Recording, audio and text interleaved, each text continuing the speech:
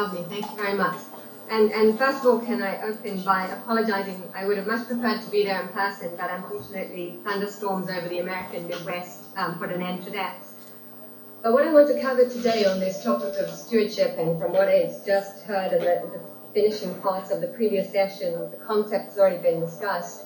I want to discuss at the highest level what stewardship is and why investors are interested in stewardship, and then what market level codes on stewardship can achieve and how they impact on investors in terms of how they interact with companies. And then finally, what we should be expecting as market participants when stewardship codes are put in place. So firstly, looking at what is a stewardship code?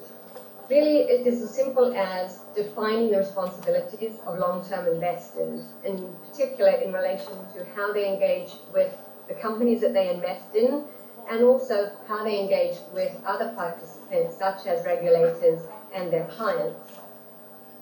They act as a counterpart to corporate governance codes, and as you'll be aware, for the past 15 years or so, the focus in this discussion has really been on companies, how we make companies more responsible, how we ensure that companies are fulfilling their duties to their shareholders or their investors. To balance that out, we really also need to look at what are the responsibilities of the investors to both the company and also to those on whose behalf they invest.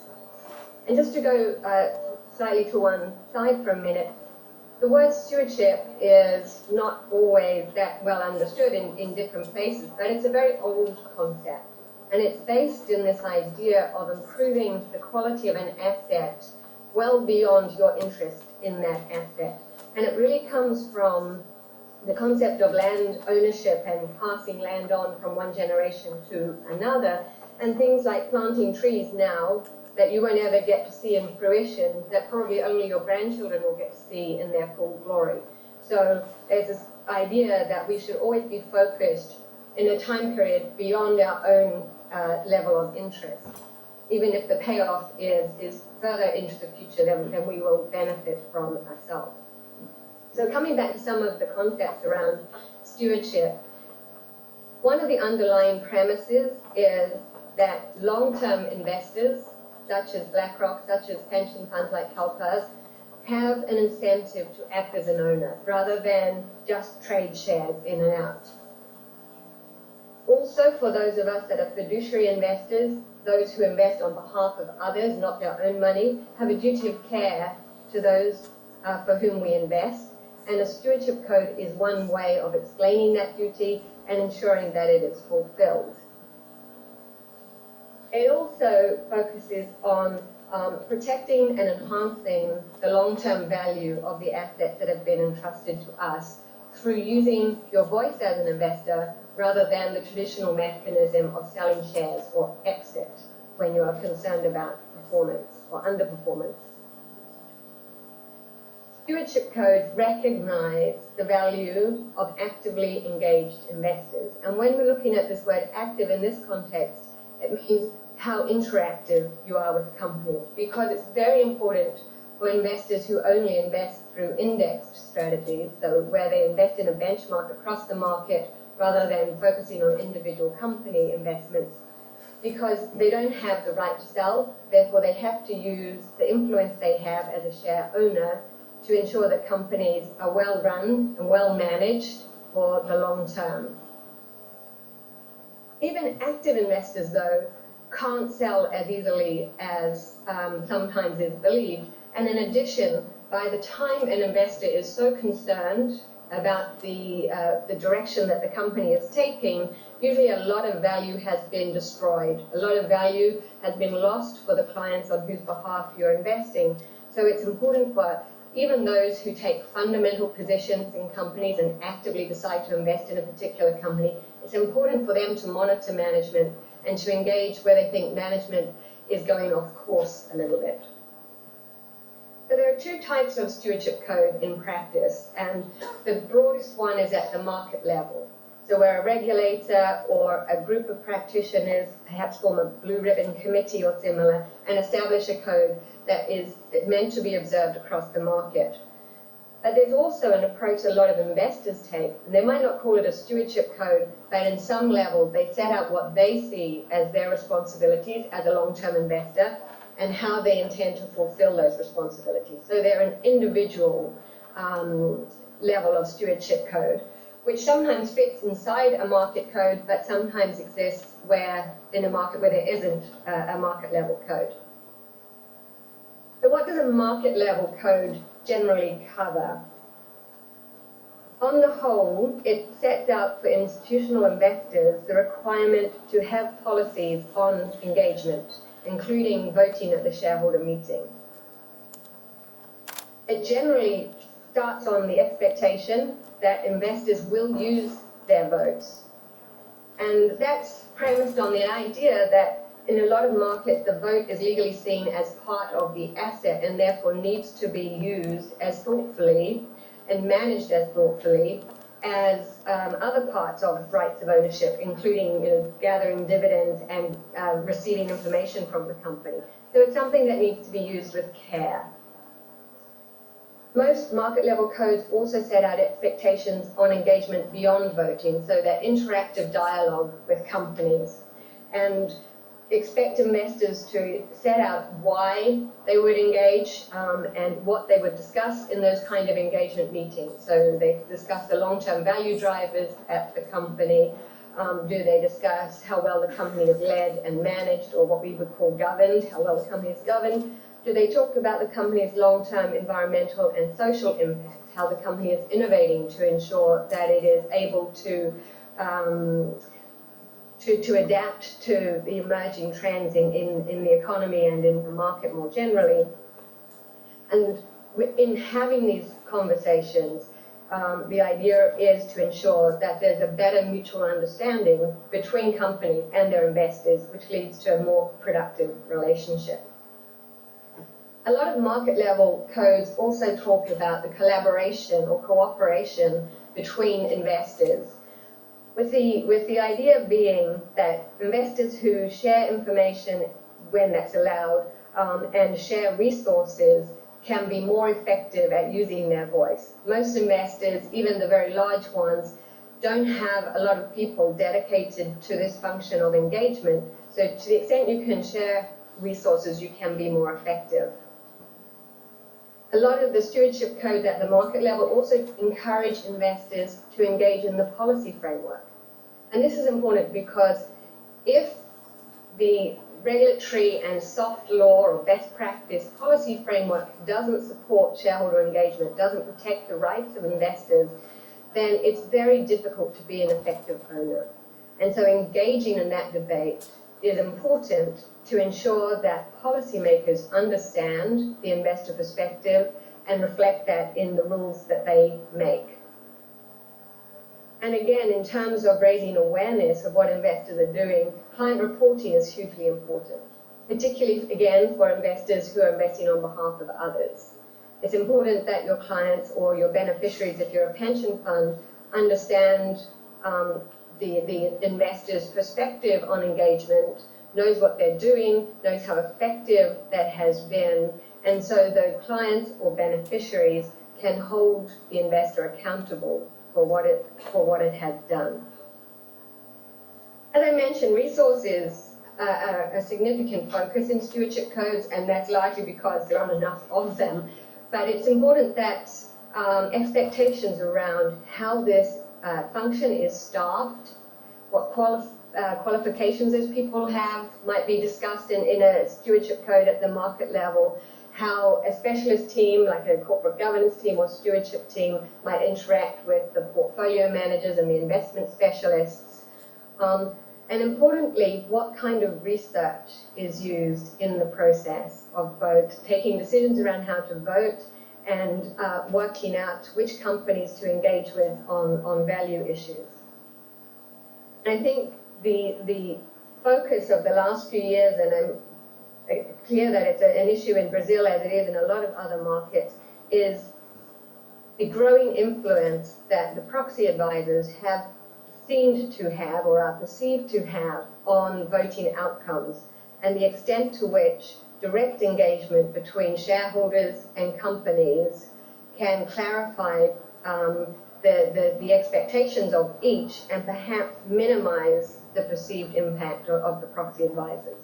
But there are other types of research as well, including what we would call ESG ratings, or environmental, social, and governance performance ratings, and the research that investment banks produce. And increasingly, investment banks are including long-term value drivers, especially around governance issues, environmental issues, and social issues in their research, often in a specialist part of their research, such as Goldman Sachs' sustained product, but it's there.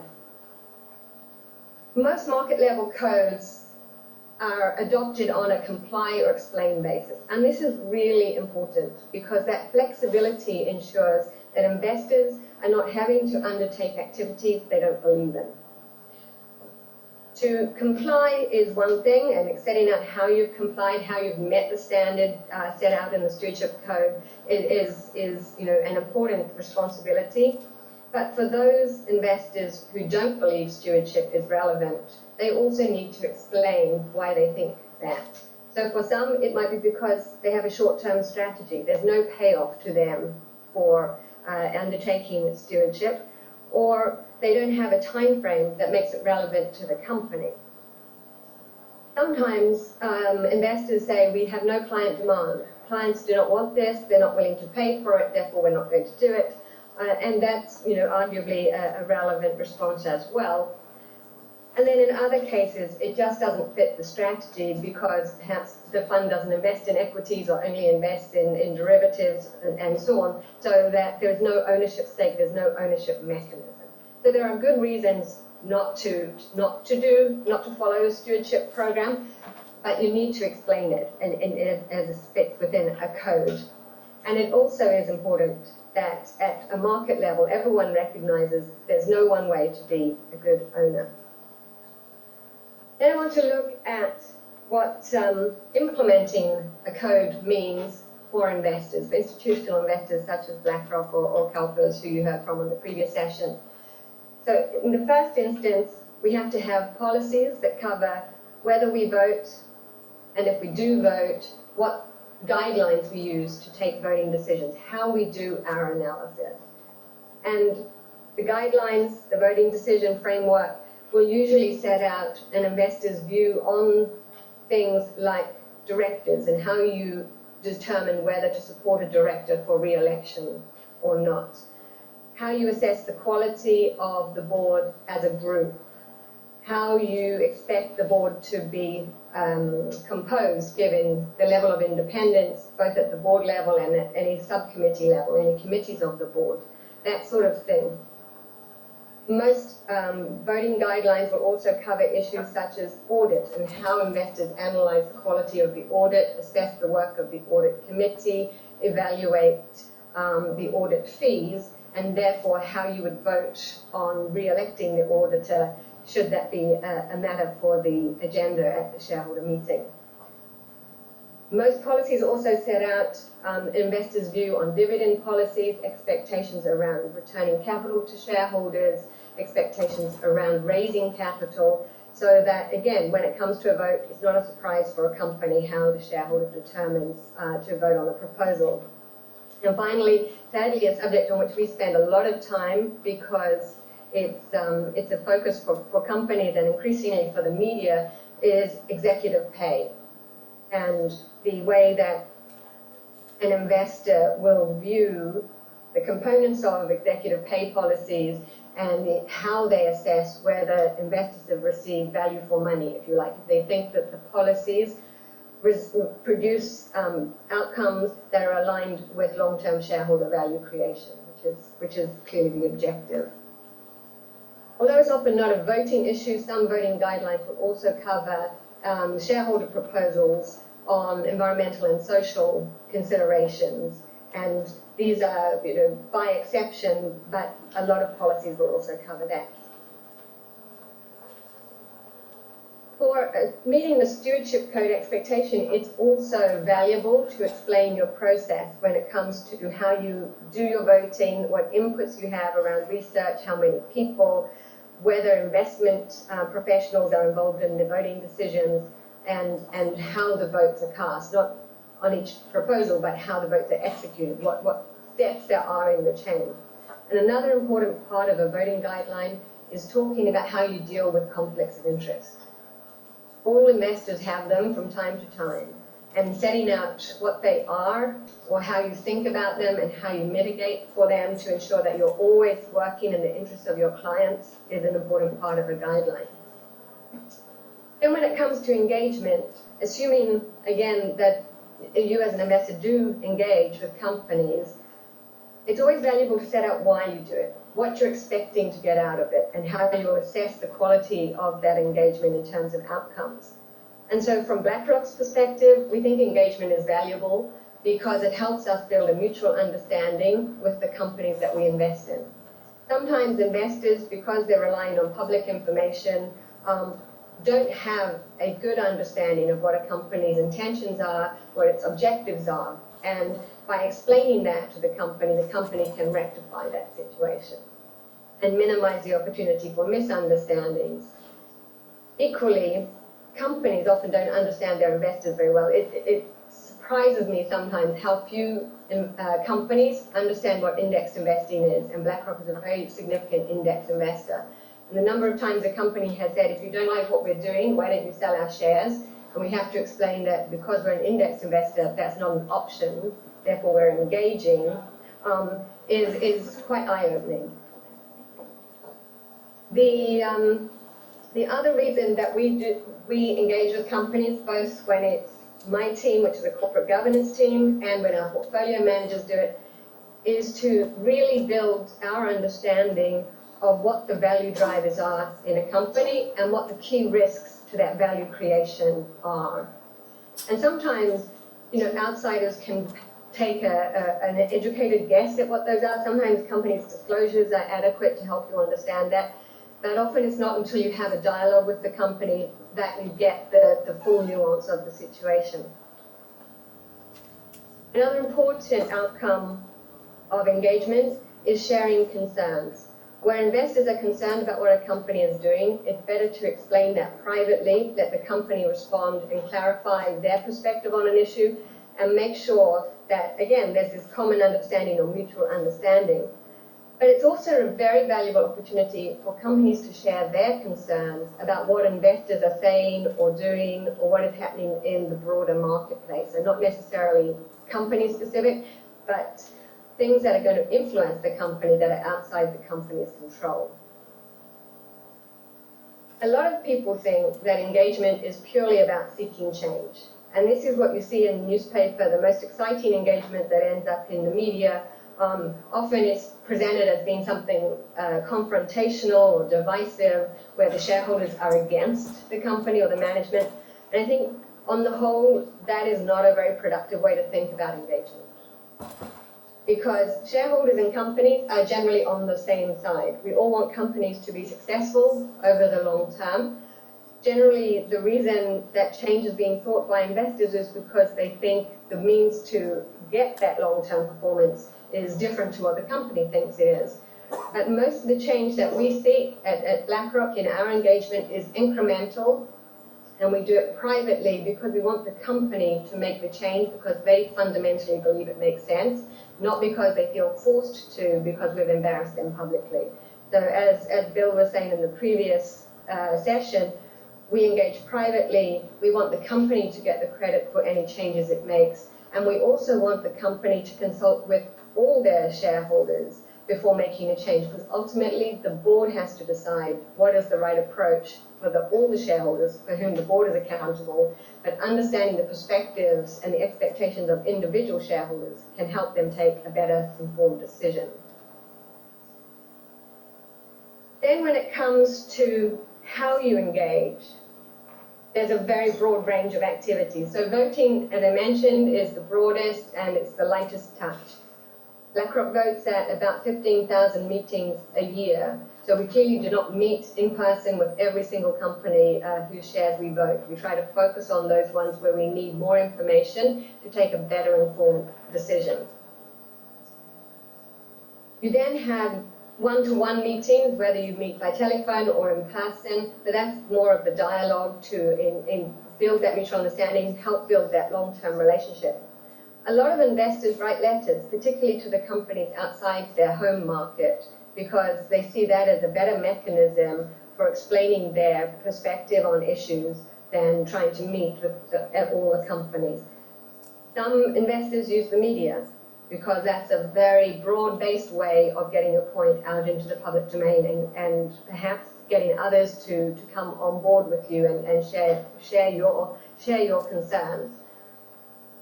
Some investors use shareholder proposals and put proposals on the meeting agenda for other shareholders to weigh in on as well.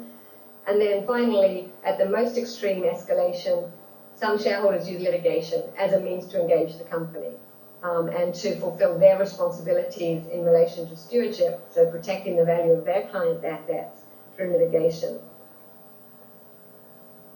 When it comes to when to engage, this is always a critical issue in the sense that most companies want to meet just before their shareholder meeting because that's when they're most focused on what investors think. But for those of you who do voting, you'll be aware that the second quarter of the year is when roughly 60 to 70% of companies globally have their shareholder meetings. So unless the reason you want to meet is going to impact the voting decision, meeting in the second quarter is not very sensible. You'll have a very rushed meeting. It won't necessarily be very productive. So investors have explained, or certainly a lot of us have in our stewardship policies, that we want to meet outside that cycle of the shareholder meeting, either in advance to preempt the decision making at the meeting or in follow-up, particularly where we're voting against management. Often there'll be a meeting between shareholders and companies when there's been an event. So say a product recall that's had a significant impact on the company's reputation. And then either the company will call the meeting or the investor will call the meeting. But the point is to discuss that particular event and its long-term ramifications or implications for the company. Then there are thematic engagements, which often are tied to environmental or social considerations or impacts in particular sectors. So a certain sector might have, for instance, a particular vulnerability to waste management. And we would engage with all the companies in that sector to understand what the leaders are doing in terms of managing waste and what the ones who have room for improvement are doing and how we might close that gap by using our voice to influence change. The most important thing about an engagement meeting is that there's a purpose to it and that you feel that there's going to be a positive outcome, even if that takes time. One of the things that concerns us about some of the reporting that is happening right now is people are confusing the number of engagements with the quality of the outcome. And having a lot of meetings is not necessarily a very good use of anyone's time if there's no desired clear outcome or that outcome isn't achieved. So the important thing from our perspective is to have an agenda, have some objectives, agree those objectives with the company, and then monitor the progress over time. Finally, there's often a lot of discussion around who should do the engagement. Should it be the board directors? Should it be management? If it's management, which parts of management? Should it be the chief executive or the head of investor relations, the general counsel? And really that depends on the issue. And it should be something that's agreed between the investor and the company as to who should attend. And equally, who from the investor side should attend, because a lot of companies do want to meet with portfolio managers, which is quite sensible when there is an active investment decision that's been taken. But when there's only indexed or passive investment, then it's much more likely it's going to be someone from a corporate governance or stewardship team. Another aspect of who should be engaging with whom is the extent to which investors can work with other shareholders and how you get to know those shareholders who share a common view with you in a similar style and how you understand their perspectives. The interesting thing in markets where there is a controlling shareholder is the extent to which the minority shareholders should meet with the controlling shareholder to try to understand their perspective and to share the minority shareholder to share their views about the leadership of the company, the quality of the board, and so on. In terms of collaboration in an individual investor's policies and approaches, there's both informal and formal collaboration. So informal collaboration might be where investors in one specific company get together following an event and discuss how they're going to respond to that situation, how they might engage collectively with the company, what they might do in follow-up in terms of trying to get regulatory change or whatever. But that's an informal collaboration. But what we're seeing increasingly is a more effective formal collaboration through groups like AMEC, where bringing investors together to discuss both trends in the market and also company-specific situations is much more efficient through the convening power of a group. And it's an interesting development in a lot of markets now. The advantages of collaboration, in particular for cross-border collaboration between domestic shareholders and foreign shareholders, is pretty clear. One of the things that we know from experience is that as a foreign shareholder, we often get told in a market where we're not present that we don't understand because we're foreign, and at the same time, the domestic shareholders are being told, oh, you're only interested in this because you've got a conflict of interest or you're local and this is a big deal here, but none of our foreign shareholders really care about it.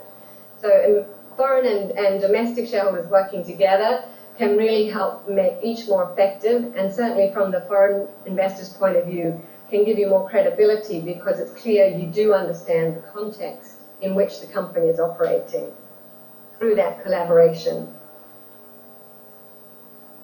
The other advantages that come from collaboration are companies can be sure that they're putting across a consistent message to all their shareholders through that engagement, because it's a group, they get to hear the questions, and they realize that everybody has heard the same information, or all the major investors involved in the engagement have heard the same information.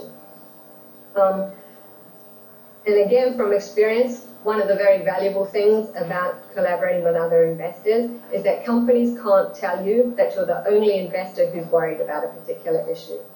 When you know that there are others who are worried as well, then you get to business more quickly. So that is an important benefit of collaboration. But there are challenges in collaborating, and the most prevalent one is that while from the outside we can generally agree that there is a problem, we might even be able to agree as investors what the problem is, we often don't have a sense of what the solution should be. And it gets back to the point I made earlier. This is why investors should not be coming up with the solution. They should be seeking change from management, and management should drive it. But there is a temptation to put those solutions forward, and you often see that in activist situations where the activist is addressing the right issues, but they don't get the support of the longer-term mainstream investors because the mainstream investors don't agree with the solutions that the activist is proposing or the speed with which they're requiring those changes to be made. When it comes to the policy framework as an investor, Blackrock believes it's hugely important to be part of that debate. And we do that through responding to consultations, but also through one-to-one conversations with regulators and with legislators. And this is largely because although regulators and legislators are very knowledgeable about their area of responsibility, and in particular about how you make rules in financial markets, on the whole, not many of them have been practitioners. They've not worked in investment management. They've not been the people engaging with companies. And it's important for us to share our experiences and our views on what would make the framework more efficient and effective for that responsible ownership to take place. Because otherwise, they're really trying to make policy in a vacuum. The other way we try to influence the policy debate is through engaging with the commentators and the advisors to companies. So commentators such as the large accounting firms, which often write opinion pieces and thought leadership pieces. We would engage with them to help them understand our perspective as a long-term shareholder. Then client reporting is becoming quite interesting. We're finding more and more clients want to understand what we do in this area and how we do it and how we assess our effectiveness.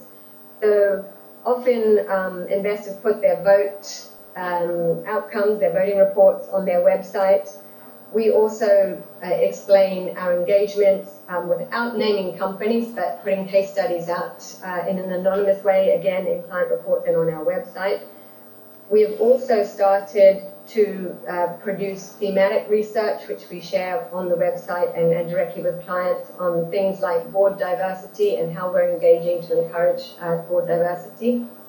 And increasingly, clients want to meet us in person. And so this is, again, part of our policy, part of what we do in our stewardship activities is meet with clients to help them understand the importance of this work and what it means for them in terms of long-term returns. So a couple of final points briefly.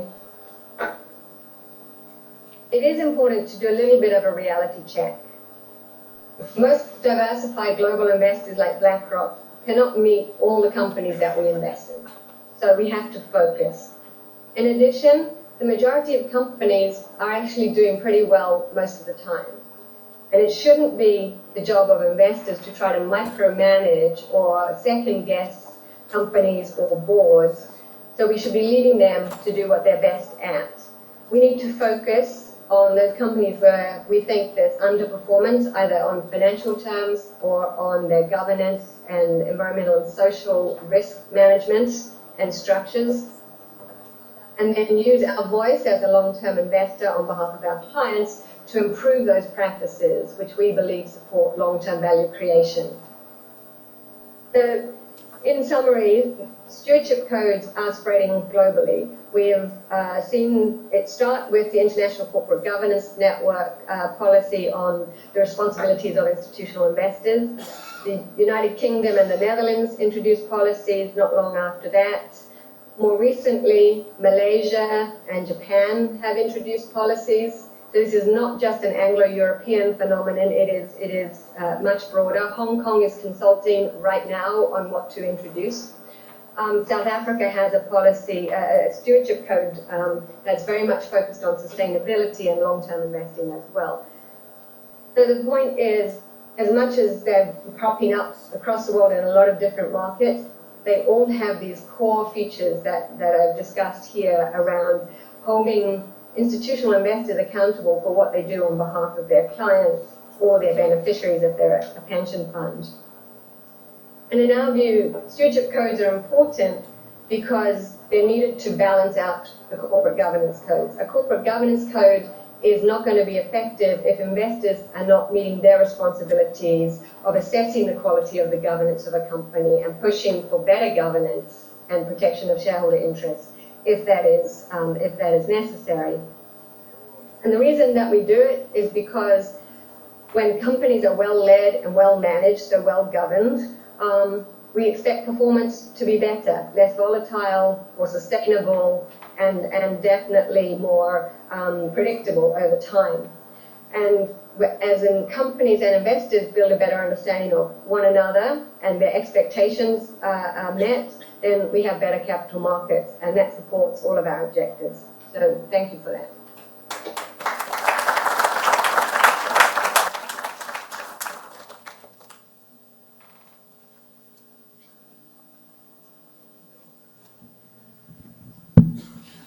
Michelle, can you see us? Yes, I can. Thank Excellent. you. Thank you very much for your words and very thorough overview of the issue. Thank you for your efforts in trying to get here and making this connection work. I know it was not easy over the past couple of days. And as you know, this is a very important topic for us. We hope Brazil will come into the list that you just shared with us of countries with stewardship codes. AMEC has decided to draft one. We are in the beginning of such process. So the thoughts that you bring to us are essential to reflect on this. I wanted to pass the mic on to Mike. That was not in purpose, but to hear a few words from him as well, and eventually questions. We get questions from the audience. We will have some time for that. I have questions of my own. So, Mike. Hello, Michelle. How are you doing on the International Space Station up there? It feels a bit that way, I can tell you. You handling it well, the weightlessness and all that? I wish you could be here. Very well, thank you, Mike. Good. I wish you could be here. You'd see the AMEC's ability to convene people is very strong, particularly to bring international and national investors together. So it's very promising for the kind of formal and informal collaboration you were talking about. Also, thank you for describing what a stewardship code is on the investor level. I now know my prospectus at Cartica Capital is actually a investor level stewardship code, so I can sell it that way next time. Let me ask you a question that I get all the time when I engage with the 20 or so companies in the portfolio on the kind of issues you've been discussing. They come back with me and they say, it's very funny, you should be here talking to us about this. You're the only one who's ever raised this question before. No other investor has ever asked us about this before. How do you respond to that, Michelle, when you get that? Well, this is why I think shareholder collaboration, or at least consultation, is hugely valuable, because while it might be true that there are issues that only one investor has raised, because there are investors such as Cartica that are very focused and concentrated as compared to investors such as Blackrock, which are more diversified. So you're probably more focused on certain details than we might be, but the issues are, the high-level concerns are generally shared, and I think that's where investors, having had those preliminary conversations with other investors before they meet the company, can help address that counter-argument very quickly, so that you can say as an investor, well, that's interesting because I spoke with BlackRock or CalPERS or FMC, and I happen to know that they have very similar concerns, even if not exactly the same. So I'll drop your name a lot, right? When I go in there and say, well, I've spoken to Michelle Edkins about it, and if you don't talk to me about it, I'll drag her down here. The rains have stopped in Houston, and she can make it. One of the other questions that I would like to raise with you, and you touched on it a little bit, is dealing with the majority shareholders. In many of the markets that I operate, or my company operates in, voting is really not particularly important, in the sense that the majority shareholder has all the votes he or she needs to control the company in that respect. And talking to the directors and the management will have to percolate up to the ownership, the control level at some point. How do you, let's say, leapfrog over them to get to the real decision maker? And in that case, also, who do you use at BlackRock to do that? Because they're not used to dealing with folks at the actual working level. Yeah, no. So a couple of things I want to just add to what you said. It isn't just Brazil that has controlling shareholders. The US has a number of companies with controlling shareholders, and actually, if Silicon Valley gets its way, it will be a lot more companies with controlling shareholders. Or double voting rights. Similarly, France is introducing double voting rights at a lot of their blue chip companies. So this is I think an issue in many markets. Ideally, what we do when we want to meet with the controlling shareholder is we work with one of our active portfolio managers and use them, because they will have the relationships with the company from having multiple meetings over time as they form their investment view on the company. So that's certainly one way. What we don't do is we don't use our senior management. Our function is independent of our senior corporate management, and as much as they might be able to help us find the right person to speak to, we wouldn't send them in to have that conversation on our behalf, because we want to be very clear that this is an investment function, and we're doing this on behalf of our clients as shareholders, and it's not a different kind of relationship. The other way that we would aim to do that, particularly to understand who we should talk to in markets where we don't have our own team present, is to work with organizations like AMEC or with local investors who we know, so that we can be sure that we're taking the right approach and the approach that makes sense to the company. I have one question. How would you do it, Mike? How do you do it when you're doing that?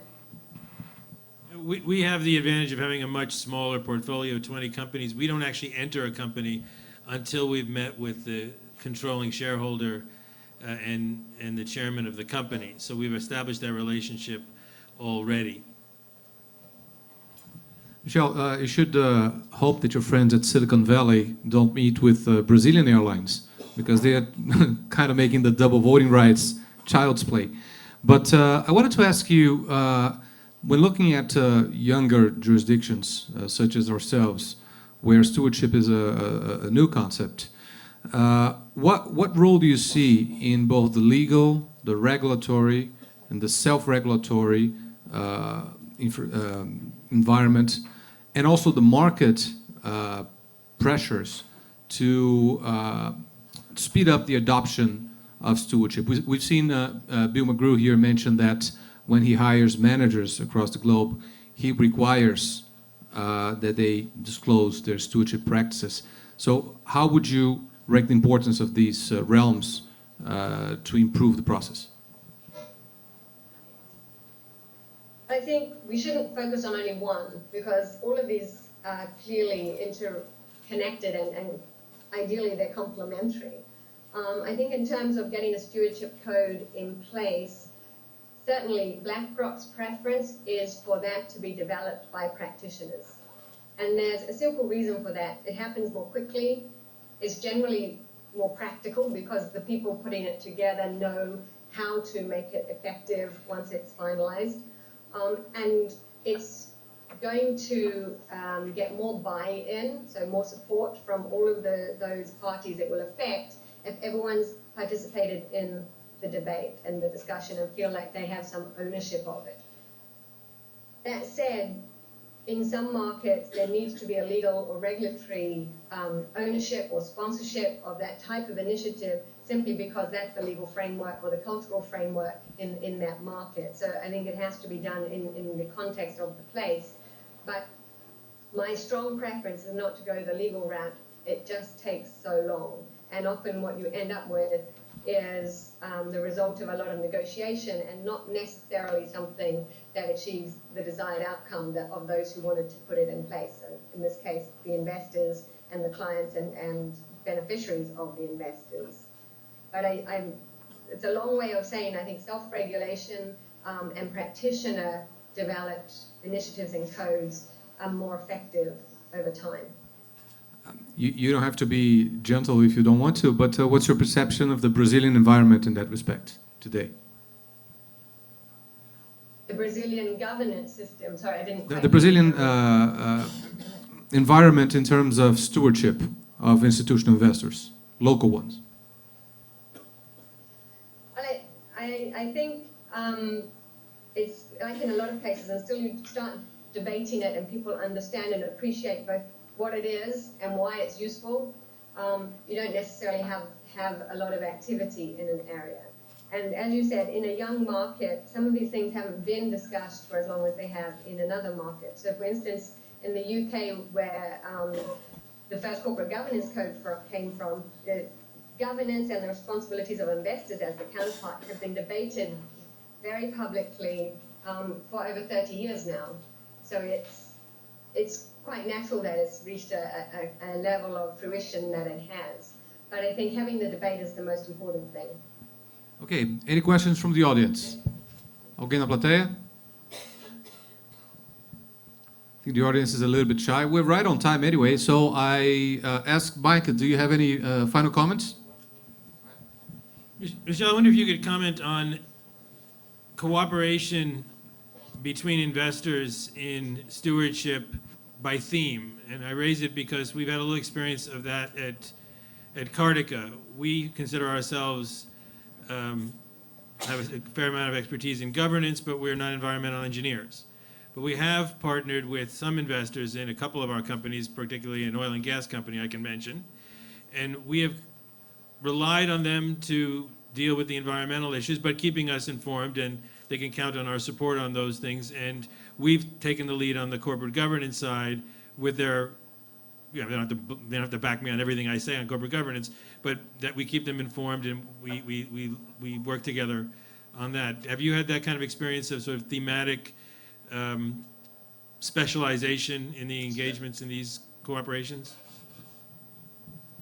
Yes, and actually I think that's often one of the best structures for direct engagement with companies across a range of shareholders, because if everyone's just focused on the one thing, I think you get more chance for there to be conflicting views. But when people are playing to their strengths, and you make your case more clearly, more articulately, and more credibly in the eyes of the company. And I fully agree. I mean, the areas where we have done that have been similar to the areas you've done it, around environmental and social impacts, where you really need a deep knowledge of the issue. And in particular, I'm thinking of palm oil and deforestation related to palm oil production in Southeast Asia.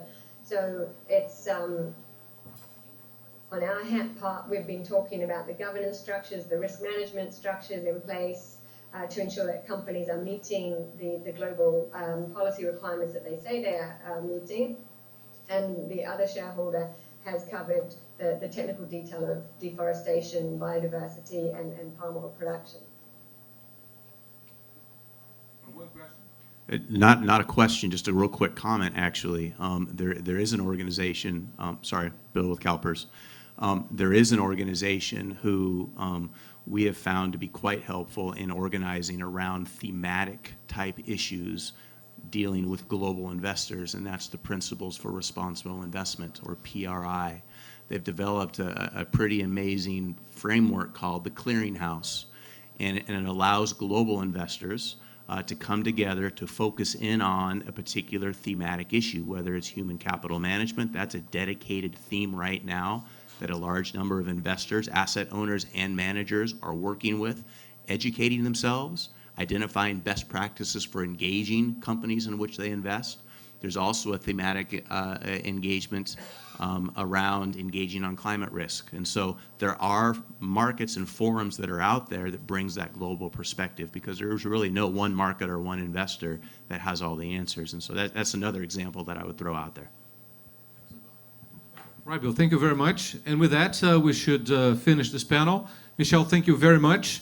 Hope to see you next week at the ICGN event. Watch out your connections and the weather. And we'll now break, I believe, Renata? Muito obrigada pela participação. Thank you very much, Mrs. Edkins. Obrigada pela participação aqui dos nossos debatedores da plateia. 20 minutos de intervalo e já voltamos. Até já.